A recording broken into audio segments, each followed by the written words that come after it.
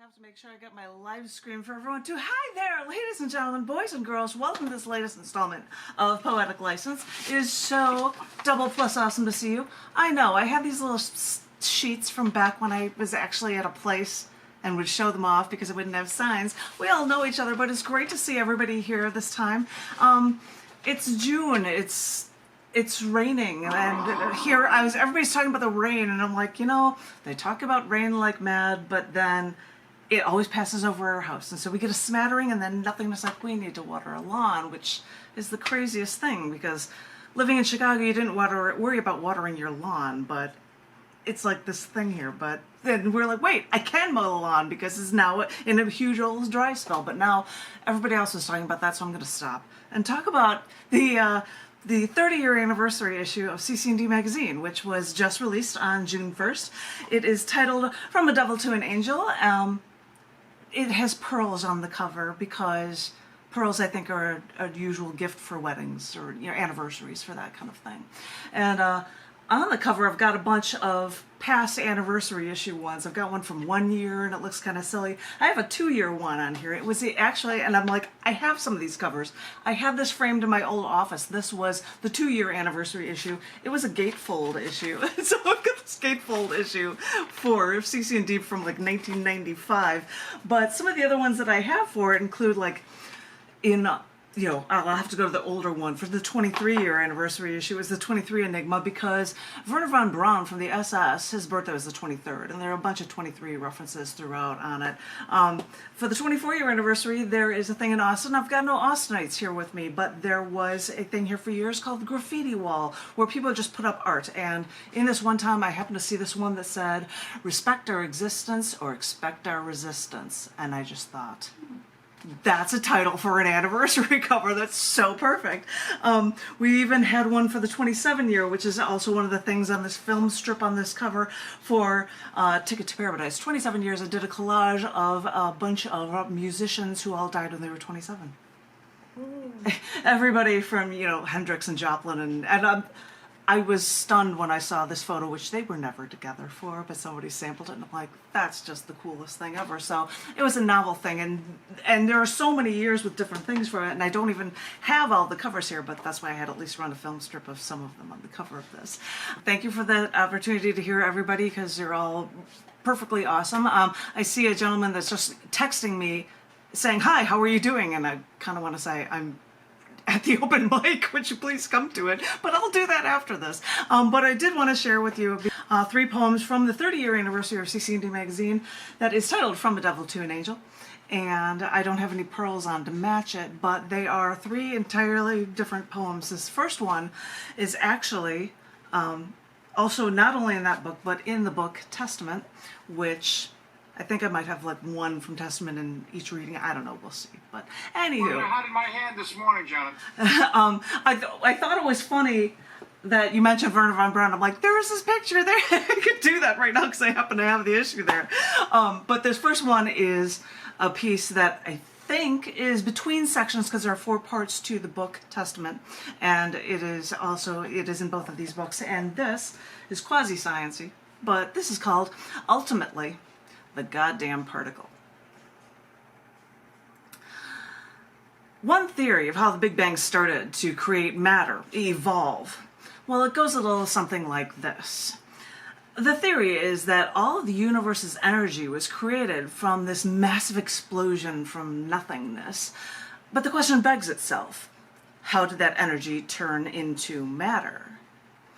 Keep in mind, in the first few minutes of our universe after the Big Bang, temperatures were so hot that it was too hot for energy to make matter. This bottleneck delayed the formation of matter until the universe was literally cool enough to make anything out of anything. But just a few minutes after the Big Bang, elements burst forth when the universe was suddenly cool enough. 2 minutes after the Big Bang, the universe was suddenly too cool for nuclear fusion or nuclear synthesis. Elemental abundances were nearly fixed. That means that all in that first 2 elements in our periodic table, they were all formed in the first few minutes of the Big Bang. So, creation of matter out of energy during the formation of the universe only happened in an insanely brief period in our universe's history. Part 2. Science lessons. Now, scientists postulate theories, like the Big Bang, and feverishly devise ways to prove or disprove postulations. But how do you prove how matter was formed in the universe? Well, scientists propose that a Higgs field is an invisible field of energy throughout the entire universe. They deducted that the Higgs boson is a particle in that field, which interacts with any energy passing through the Higgs field. With that interaction, particles of energy, massless particles, they trade a photon for a boson, energy for mass, to pass through. If they're right, the Higgs field is the beginning of the universe creating matter. So for over half a century, these science types went to the Large Hadron Collider in Geneva to move tiny particles at galactic speeds to see if they could actually find the Higgs particle. The Higgs boson is what is called this fundamental force carrying particles in the Higgs field that literally grants other particles their mass by trading from energy a photon with, wait for it, a boson. Well, that's the theory. As I said, these science types were searching for this elusive particle that that would explain and help create mass, completing that standard model of particle physics, which, you know, is kind of a big deal since our universe wouldn't exist without mass. Since the Higgs boson only existed in the high energy conditions of the early universe, they needed the LHC to make some serious energy to prove their theory. Which they did in 2012, some 50 years after the rise of this theory. But in that time, this Higgs particle gained the moniker the God particle, which has left science and religion and the masses trying to tie religion and science. Okay, and maybe scientists didn't tie them together, because the only reason why that moniker stuck was after Nobel Prize-winning physicist Leon Lederman wrote a book in the early 1990s. He titled the book, The Goddamn Particle. It was poking fun at the difficulty in finding it. This was supposed to be the title of his book, and it was wildly popular for all for people for a book about physics.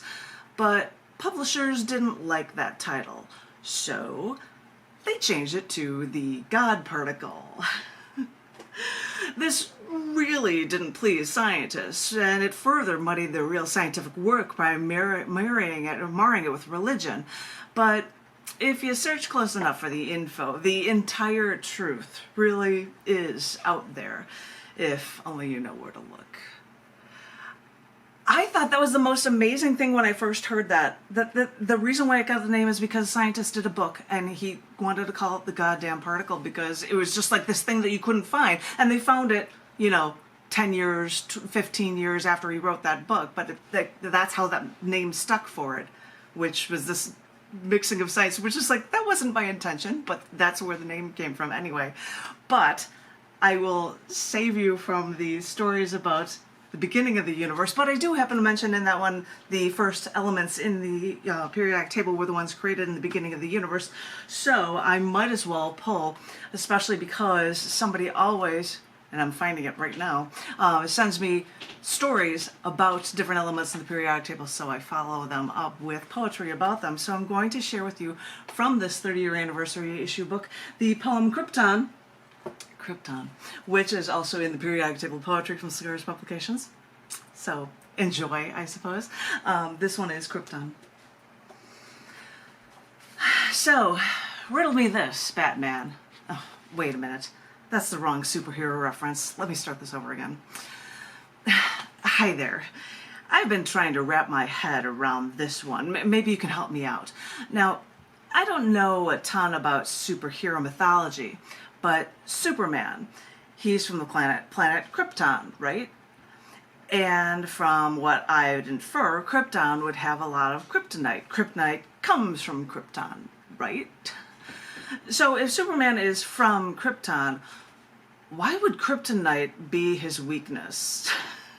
I mean, that's like saying the planet Earth has oxygen, so humans have to this adverse reaction to oxygen. I don't get it. Okay. I'm sure kryptonite is the ore from a radioactive element from Superman's home, but really, if they'll name this bad for residents thing a version of the planet's name, it really makes you wonder why. And when it comes to this planet, Krypton is colorless, odorless, tasteless, and in our own air, that stuff that we breathe, it even contains fractional amounts of krypton. So, if on Superman's home planet it was the radioactive ore of an element, I guess it makes sense that here on Earth, krypton is used for fluorescent lamps or even in high-powered gas lasers. But the one thing I thought was cool was that this element krypton is also used in small photograph flashes and in high-speed photography, for its brilliant, bright, white light source. Good for the photo miner who even had the license plate J Photo 1 on her first car. And if I so got into this brilliant white light krypton creates and flashes, I'd also then thought that it was excellent cool that this different colors and the neon signs were often all krypton too. So whether or not krypton is where Superman came from, all I can say is that krypton has a certain brilliance right here on Earth too. Sorry, weird lessons. But then thank you. But I will follow that one up because I try to come up with different styles for it. There was also a Twitter-length poem for it, and I'm going to have to find the book.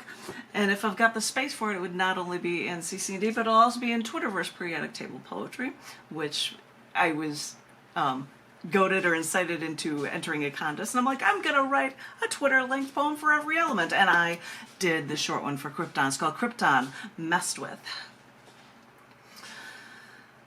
When desperate, distill air, reveal your hidden glow, bright white nuclear shock. 30 times more of you is beneath Polaris than the Southern Cross because of our nuclear plants. We play with power, and you stay innocuous till we mess with you. We didn't ask for you to make things worse. It's fascinating that it's used with nuclear power reactors too, and that's why you can see it in our sky and in our air so much more in the Northern Hemisphere, because it exists so much more in the Northern Hemisphere.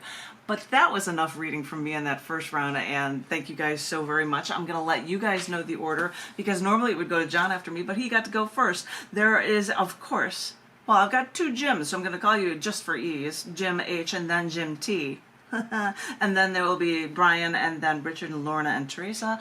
And I hope that thy first reader, yay, Jim H, Jim Hart, would be ready to go. And if you are my darling, I would love it if you would take it away.